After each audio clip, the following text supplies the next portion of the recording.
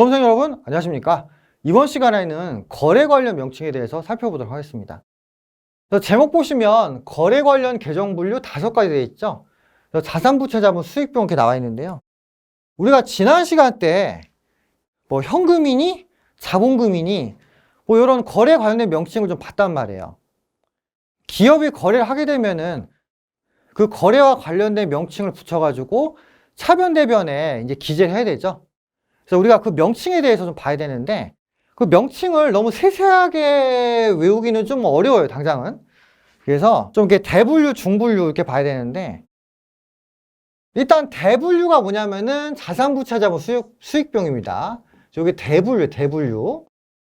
그리고 이 대분류를 다시 중분류로 쪼개는데요. 자산을 어떻게 쪼개냐면은 유동자산, 비유동자산 이렇게 구분합니다. 그리고 부채도 그렇게 하고요. 그 다음에 자본 같은 경우는 뭐 자본금, 자본잉여금, 뭐 자본조정 이런 식으로 쪼개고요. 그 다음에 수익비용도 뭐 매출, 매출원가, 판관 이런 식으로 나눕니다. 그래서 일단은 거래와 관련된 명칭이 크게 5가지가 있는 거고요. 그래서 그 밑으로 중분류, 세분류 이렇게 나눠져 있다 생각하시면 되겠어요. 그래서 일단은 큰 정의 정도 좀 보고 지나가시는 걸로 하고요. 저희가 프로그램을 좀 다루다 보면은 어느 정도 익숙해지기도 하고, 저희 회계 쪽 뒤쪽에 보면은 이 계정을 어떻게 분류해서 재무제표에 포함시키는지도 나옵니다. 그렇기 때문에 초반부터 힘 뺄 필요는 없어요. 이거 막 외우시는 분들 계시던데 외우는 거 아닙니다. 그냥 이렇게 분류가 이렇게 돼 있구나. 그럼 내가 나중에 그 세부적인 계정 공부했을 때 이게 어디로 갈까? 그 정도 약간 뭐랄까 좀 긴장하시라는 의미죠. 긴장하시라는 의미로 요 이야기 드리는 거니까 부담 없게 보세요. 부담 없게. 예. 뭐 어떤 강의도 보면 이거 외우라고 하던데 처음부터 이렇게 외워봐야 머리에 들어오지도 않습니다. 예. 차차. 자, 그래서 계정 이야기 드리는데요. 계정이란 거는 부분계와 관련된 명칭입니다. 명칭.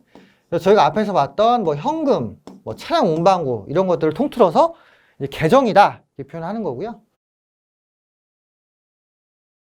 자, 그러면은 거래에 관련돼 가지고 이제 5가지 요소로 이렇게 나눠야 되는데 크게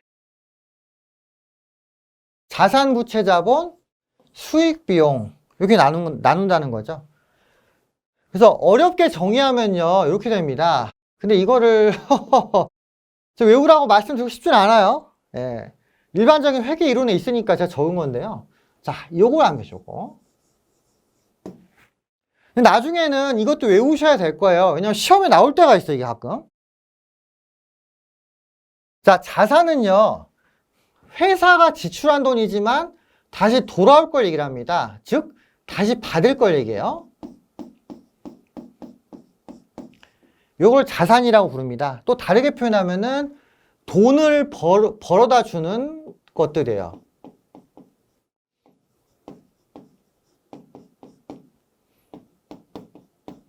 네.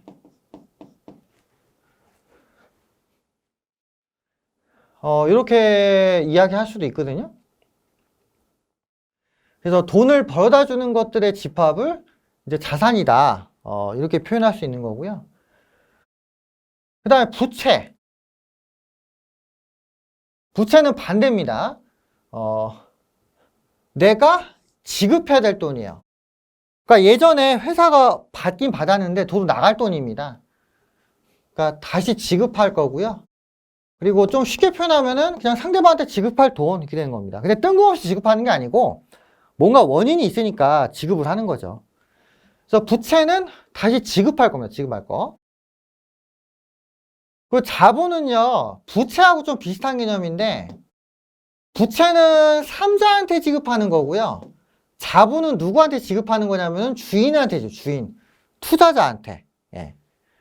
그래서 부채하고 자본이 비슷한 개념이에요. 다만 누구한테 돈을 지급을 하냐 이건데요. 삼자한테 지급을 하게 되면은 이 부채는 강제성을 띠게 됩니다. 무조건 지급을 해야 되고요.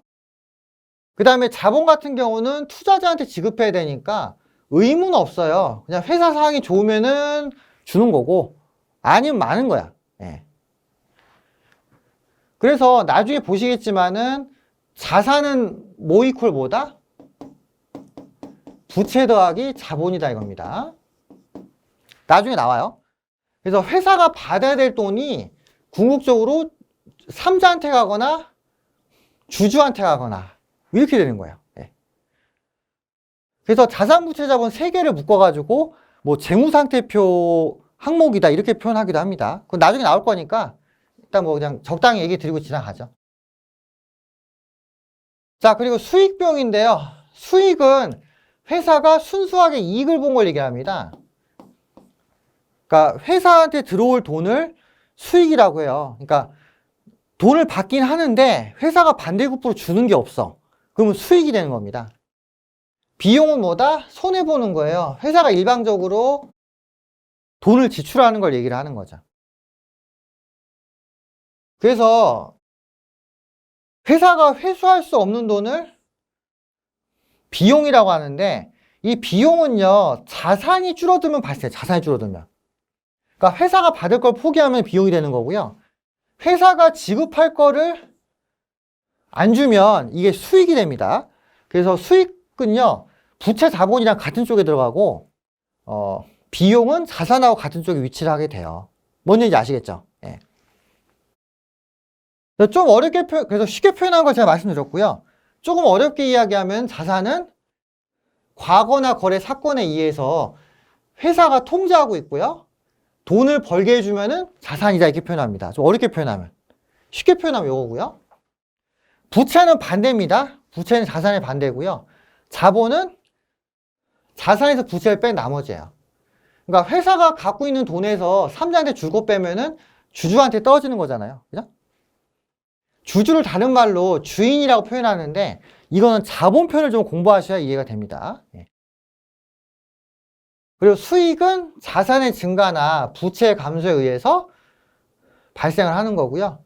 비용은 반대죠, 반대. 만약 잘 모르시겠으면은 넘어가요. 그리고 계정에 대해서 충분히 학습한 다음에 다시 와서 보시면 이해가 됩니다. 다시 말씀드리지만은 처음부터 힘 빼는 건 아니에요. 근데 지금 생각해보니까 힘을 빼게 만들었는데 이게 아주 중요한 건 아니니까 넘어가고요. 자, 그래서 이런 내용들이 있고, 자, 그 다음에 요 거래요소의 기록 위치인데요. 자, 일단 차변이란 거는 뭔가를 받는다는 의미예요. 받는다. 그죠? 그 대변은 뭐예요? 대변은 뭔가를 준다라는 의미죠. 준다. 그래서 자산은 뭔가를 받을 거기 때문에 이게 증가하면 어때요? 대변으로 와요, 대변. 돈을 받는다. 돈이 자산이거든요. 그럼 대변에 들어와요. 반면에 돈이 줄어들면 어때요? 반대쪽으로 가야 되니까 차변으로 가죠. 부채하고 자본을 주는 거니까 이게 발생을 한다면은 대변으로 갈 거예요. 예를 들어 상대방한테 상대방한테 빚진 게 생겼어요. 그럼 대변에 빚 쓰면 되죠. 그 투자자한테 뭔가 줄 의무가 생기면 대변에 자본금 이렇게 쓰면 되고요. 자, 반대로 부채나 자본이 감소하면 어때요? 그건 자동적으로 차변으로 가는 거죠. 그러니까 이걸요, 양쪽을 다 외울 게 아니고요. 어느 쪽이 증가하는지 요거를 기억하시면 돼요. 그럼 나머지 반대쪽은 반대니까 어렵지 않단 말이에요. 그리고 수익은 부채 자본하고 맥을 같이 합니다. 그 비용은 자산하고 맥을 같이 해요. 예. 자, 예를 한번 들어볼까요? 회사가 현금 50 받을 게 있어. 그럼 차변에 현금 50. 자, 이렇게 하면 되고요. 그 다음에 상품을 준다 이거죠. 대변에 상품 30 이렇게 준다고 가정해 볼게요. 물론 그 준 거하고 받은 걸 따로 기재해야 되지만은 그냥 원칙적으로 따지면 어때요? 50 받고 30 주는 거잖아요. 그럼 20이 대변에 남죠? 그러면 2, 20 이렇게 적는 거란 말이에요. 물론 이제 원래는 다 따로 적어야 되지만 그냥 뭐랄까요? 단순하게 접근하면은. 그러면 이게 수익이니까 수익이 대변에 생기는 거잖아요. 이해되시죠? 줄 게 줄어들면 그 반대급부로 나 이익이 된다고. 그 반대면 어때요? 비용 되겠죠, 비용. 예. 예를 들어서 상품, 그러니까 돈 받은 게 20인데 상품을 50원어치를 줬어. 그럼 내 손해잖아요. 손해. 그러면은 차변의 손실 3 이렇게 되는 거죠. 예. 그래서 자산부채 자본의 움직임에 따라서 수익 비용이 생기는 거예요. 수익 비용이 별도로 나오는 게 아니거든요. 그래서 요 세 개의 움직임에 따라서 이게 부수적으로 발생한다. 이렇게 이해하시면 편합니다. 그래서 받을 거 줄 거 따져가지고 내가 더 받으면 수익, 덜 받으면 비용. 이렇게 이해하시면은 뭐 더 이상의 암기할 건 없어요. 예. 그리고 자산은 받을 거, 부채는 줄 거잖아요. 받을 거는 차변, 줄 건 대변. 이렇게 암기하시면은 뭐 웬만한 건 다 풀이가 가능합니다. 예. 그래서 이거를 막 다 외우려고 하지 마시고 한쪽만 정확히 패세요. 한 놈만 패면 이해가 돼. 아시겠죠? 예.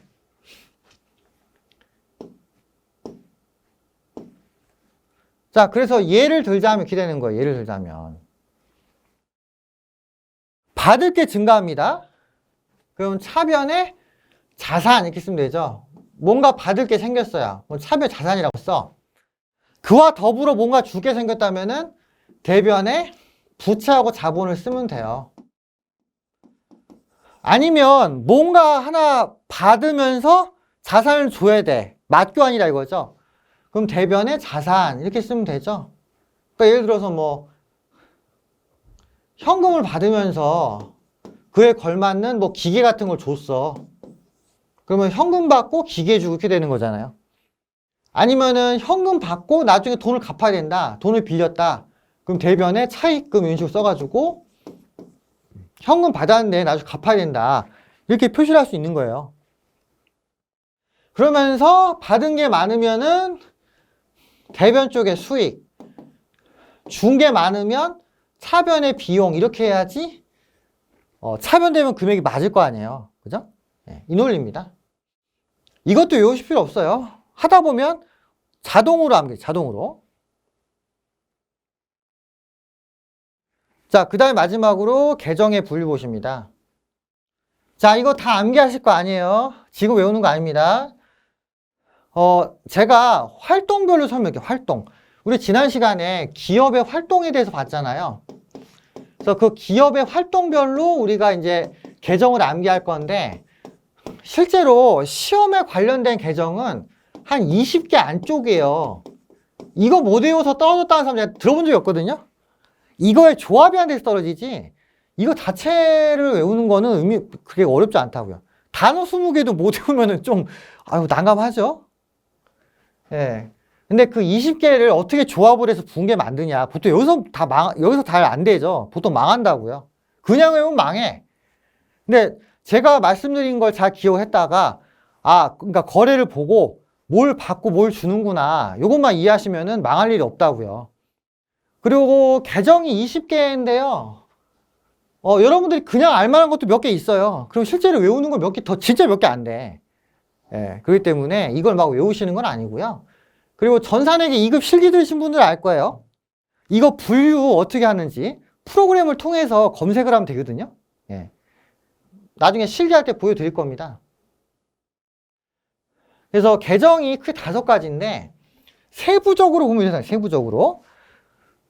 참고로 회사 입장에서는 받을 게 중요하기 때문에 이거 항목이 제일 많아요. 그래서 회사 입장에서는 돈 갖고 있어야 되니까 돈에 대한 거. 그리고 이제 돈 받을 거 있죠. 신용거래를 통해서 돈 받을 게 있겠죠. 채권. 그의 반대급부로 채무, 그죠? 그리고 그 외에 이제 그 영업을 하기 위해서 재고 같은 거 보유해야 되고요. 그 다음에 이제 시설 투자 같은 것도 해야 되고, 그 다음에 유가증권이라든가 기타 어떤 기술 같은 것도 보유해야 돼요. 이제 그런 것들이 자산인데 차차 암기합니다. 차차. 그리고 제가 짝지어가지고 외우고 시게끔 또 이야기 드릴 거니까 그냥 그때그때 기억하세요. 예. 어차피 20몇 개밖에 안 되기 때문에 외우는 거 금방이에요. 예. 그냥 뭐 나머지 이렇게 쭉 있죠. 근데 제가 말씀드리지만 파트별로 설명이 진행되기 때문에 이걸 암기하실 필요는 없다. 그냥 하다 보면. 그리고 전산회계 1급 듣고 2급, 전산회계 2급 듣고 1급 강의 들으시는 분도 있잖아요. 거의 비슷하다는 거 제가 말씀드렸죠. 근데 이제 전산회계 1급에서는 자본을 봐야 돼, 자본. 이게 좀 어렵습니다. 그래서 요거에 대해서 학습만 잘 하시면은 전산회계 1급도 그렇게 어렵지는 않다. 특히나 2급 공부하신 분들은 좀 까먹으셨을 거 아니에요, 그죠? 다시 한번 기억을 좀 살려서 보시고요. 요게 이제 전산회계 1급에 처음 등장하니까 좀 주의해서 보시면 되겠다 이거죠.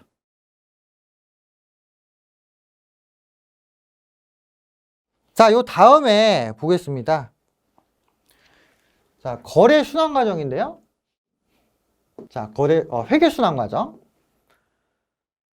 별건 아니고요. 그 붕괴한 내역이 어떻게 정리되는가, 그걸 보여주는 건데요. 일단 붕괴가 제일 중요해요. 붕괴.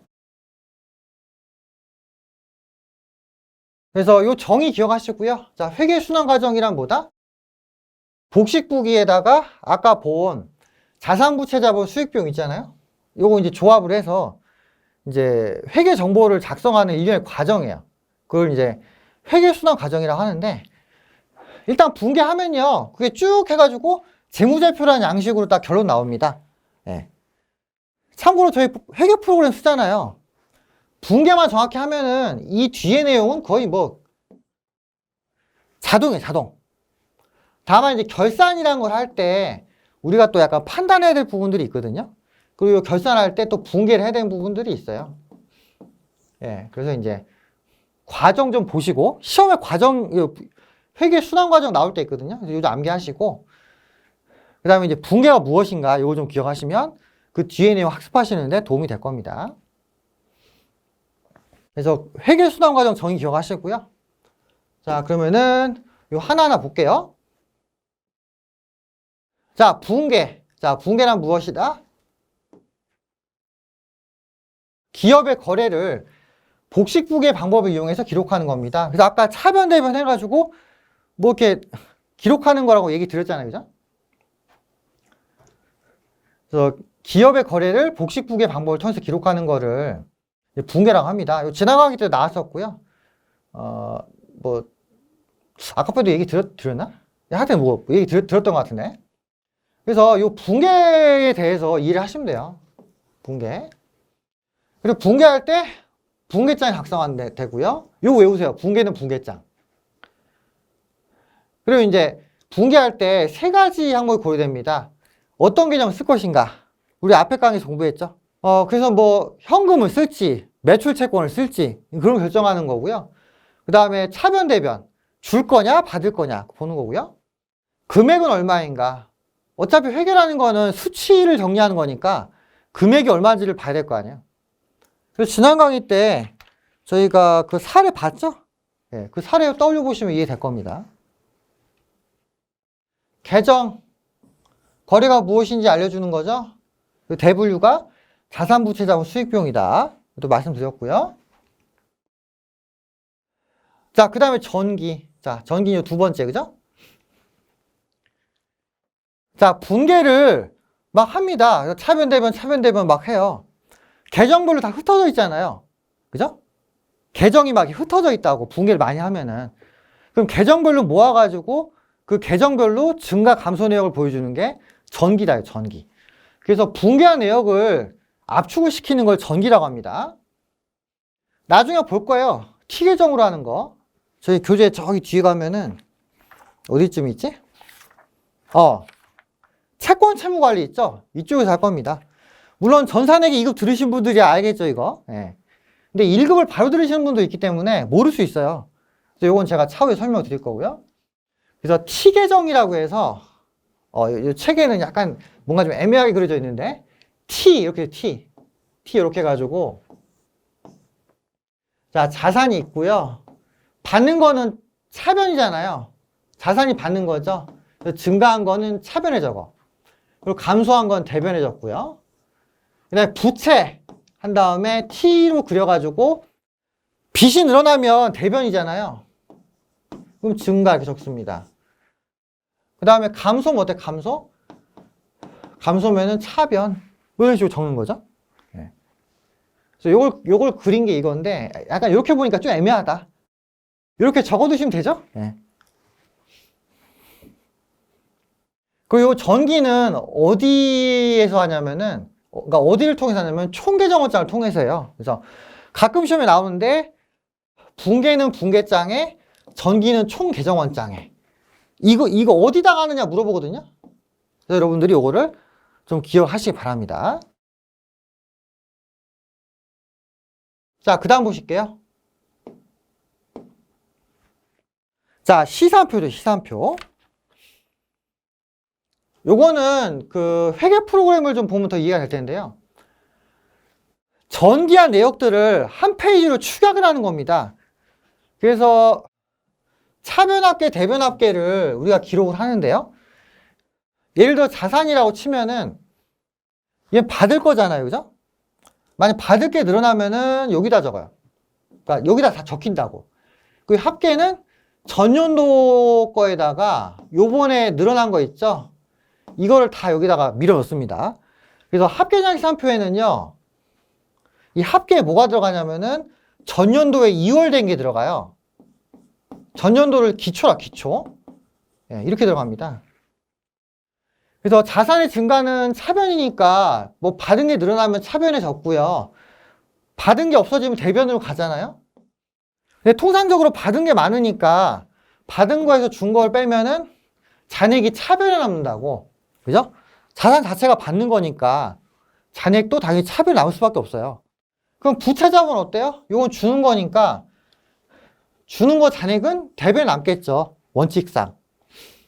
그리고 수익의 경우 부채자본하고 매월 같이 하니까 잔액이 대변에 남을 거고요. 비용 같은 경우는 잔액이 차변에 남겠죠. 그죠? 그래서 잔액이 있는 쪽에 기초금액하고 단기금액이 들어가는 거예요. 그래서 이쪽에서 이쪽 빼면은 자산 잔액 이렇게 되는 거고요. 오른쪽에서 왼쪽 합계 빼면은 부채랑 자본 잔액이 나오는 겁니다. 이거 이해되시죠? 나중에 한번 합계장 시산표를 만들어 볼 거니까 여러분들이 해보시면 되고요. 원래는 시산표인데 프로그램에 나와 있는 건 보통 합계 잔액 시산표 이렇게 나와요. 예. 그리고 시산표의 정의, 기준거래 기록의 정확성을 검증하기 위해서 그 우리 총계정원자의 전기한 내역 있죠? 이걸 압축을 한 거야, 압축. 압축해가지고 한 페이지로 딱 요약을 한 게 시산표다 이렇게 보시면 되겠고요. 수정 전시산표가 있고 수정 후시산표가 있는데 수정 전시산표는 결산 전에 작성하는 거고요. 그 다음에 수정 후시산표는 결산 후 작성하는 겁니다. 그래서 수정 전후가 있는데 결산을 기점으로 해서 뭐 이렇게 좀 전후가 바뀐다는 거 정도 기억하시면 되겠고요. 자, 그 다음에 결산. 저희 실기시험에 결산이 있거든요. 그러니까 기업의 거래를 다 정리하고요. 이제 마지막으로 이제 한번 체크하는 거야. 그 과정을 결산이라고 하는데, 결산 분계가 또 있어요. 요거 점수 좀 되거든요. 그러니까 여러분들이 또 좀 보셔야 됩니다. 3개가 나와, 3개. 제가 그 처음에 OT 할 때 말씀드렸죠. 네. 차차 보면 되고요. 그 다음에 결산한 내역을 마감을 합니다. 마감이라 하면 더 이상 수정을 못하게끔 막는 걸 얘기를 하고요. 그 다음에 계정을 마감하면 기업의 자료 수정이 더 이상 불가하기 때문에 마감 전에 더 이상 수정할 게 없는지를 확실하게 좀 보고 넘어가야 됩니다. 마감하고 나서 다시 고치려고 하면 골치 아파요. 네. 그래서 실무에서는 다 확인한 다음에 마감을 칩니다. 마감을 치면은 더 이상 프로그램에서 이제 데이터를 못 건드리게끔 딱 막아놔버려요. 블락을 한다, 블락. 예. 그리고 마지막으로 마감된 데이터 가지고 재무제표를 작성하죠. 예. 근데 이제 회계 프로그램 이용하면요. 붕괴하잖아요? 이게 자동으로 돼요. 결산 붕괴도요, 프로그램 이용해서 하죠? 자동으로 됩니다. 마감도 이제 클릭하면은 자동으로 돼요. 그러니까 우리가 이제 시험 보는 입장에서는 어떻게 해요? 붕괴를 어떻게 하냐? 이걸 잡아야죠. 여러분들이 손으로 직접 하는 거라면은 다 일일이 해야 되지만은 프로그램을 이용하는 거니까 붕괴만 집중하면은 프로그램이 알아서 해주는 겁니다. 실무는 다 프로그램으로 하지 손으로 하는 경우는 드물죠. 예.